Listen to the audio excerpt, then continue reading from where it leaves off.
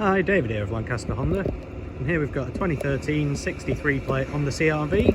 It's a 2.2 diesel, 4-wheel drive, it's an SE model. What we're doing in this video is just showing the condition of the vehicle and showing you some of the features it has. So first place we'll start, it's just with the driver's side rear alloy, just so you can fit the design in a little bit, and then we'll move on from there. So just if you're wondering, I'll get a little bit closer. The little black marks around the edge aren't curbing, they're actually where tyre glue's been applied. So we'll get some cleaning stuff on that, make sure that's off as soon as possible.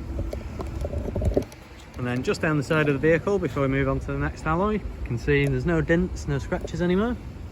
Paintwork on this vehicle's in really good condition. Hopefully when we get on the other side you'll see how much the metallic stands out.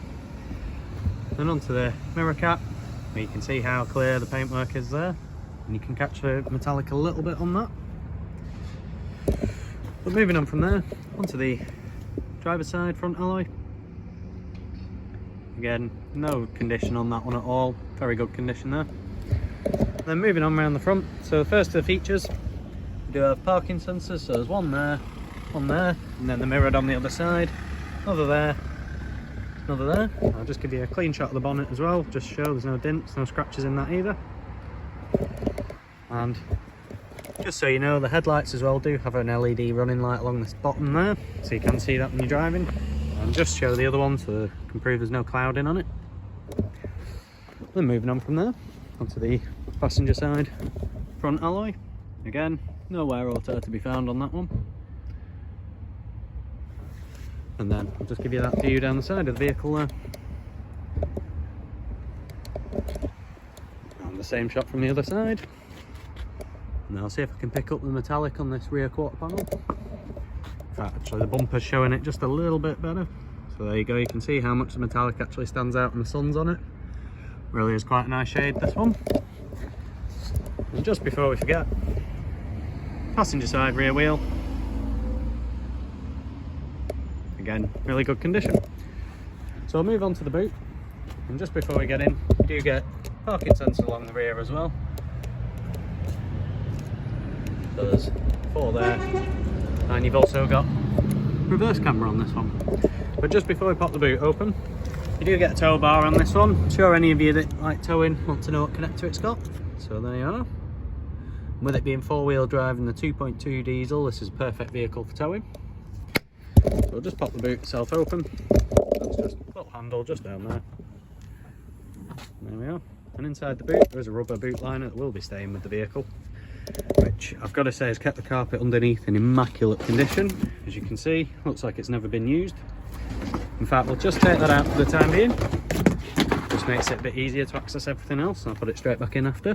So just underneath there is a cloth in there, just for cleaning I presume. But I'll just move that out of the way for now. So you do have a jack over there, and you do get a spare wheel. Just pop the cloth back down. And then over on the right hand side, you've got a 12-volt power outlet. A little strap there to keep something upright, with a little sort of section at the bottom to put the base in. Then you've got a little hook over there. Then on the other side, you've got another hook. You've got a little basket with the locking wheel nuts in. And then you've got a little handle to put the seats down in front. So I'll just show you how that works. So first we'll just take the pulley style load cover out of the way. And if you pull these handles, headrest folds and the seats go forwards. So you can do that with both sides. I'll just show you what it's like with both seats down. So there's plenty of room there. In fact, we'll back up right towards. And there you go. Plenty of space inside there. So as I said, make sure the boot liner goes back in, just so I don't forget. And there you are. So we'll just pop that shut. And if you're wondering how the seats fold so flat, it's just because the bases fold forward like that. So if you want to reverse the process, just lift the backrest up, pop the headrest back up, and then the base of the seat in again. So I'll just quickly do that on the other side. Just flip that load cover out of the way as well. So in the middle as well, you do get a fairly wide armrest, as you can see, and there are 2 cup holders in the middle of that. You've also got some climate vents in the rear as well, so your rear seat passengers should have plenty of leg room. Got a nice armrest with a cup holder, and then you also get climate vents in the middle. And then into the front, so you get electric windows all round and electric folding wing mirrors. You've also got adjustment for backrest, height, so that goes up or down, and then you've got electronic adjustment for the lumbar region.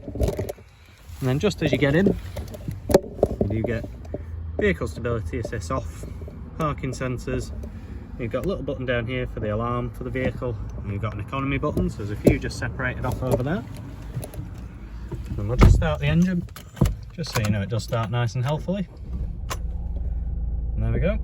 I'll just clear that because that's me with that seatbelt on. So 64,112 miles. Very reasonable for the age of vehicle, and not much at all for a diesel Honda, I've got to say. So onto the features around the wheel. So you do get cruise control with the speed limiter over on this side. Over on this side is more to flick through some of your menus and to navigate your audio. So you've got volume there, either track or the radio station you're listening to. You also get a little menu button up there for this screen, so you can adjust the clock, the trip computer, and as you can see there, you've got a little clock on there. But if you do want to view other things, you just press that one. So there you go, you can flick through the radio, trip computer, so it looks like somebody's been getting alright miles per gallon considering it's four-wheel drive there. Possibly been towing as well, not too bad. And then you've also got the clock again. So there's not too many things you can flick through, but it does give you options. And you can also view your miles per gallon on that screen there, so you can have kind of some things up there, some things down there, or you can mix and match. Then onto the radio itself, so you've got your radio bandwidth over there, you can flick through using FM, DAB and AM. Then over on this side's all your other inputs, so it actually does cover Bluetooth audio as well. So what we'll do, we'll just hit that little screen. So it covers Bluetooth audio, CD and USB, so even though it says CD aux, it does cover a bit of everything there. And then just below that, you've got your climate controls. So it is dual zone climate control, so currently passenger side set to 18, driver's set to 19.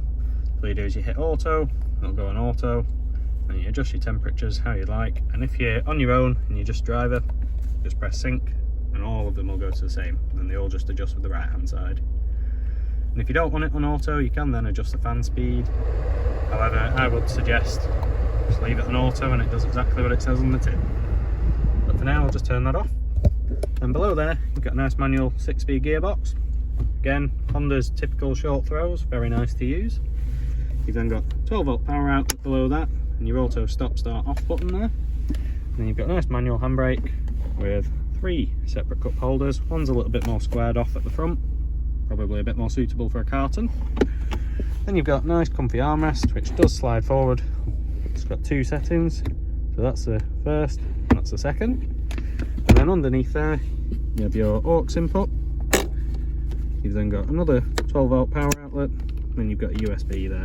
And the end of that is just there for you. So there's plenty of ways to connect your devices up in this one.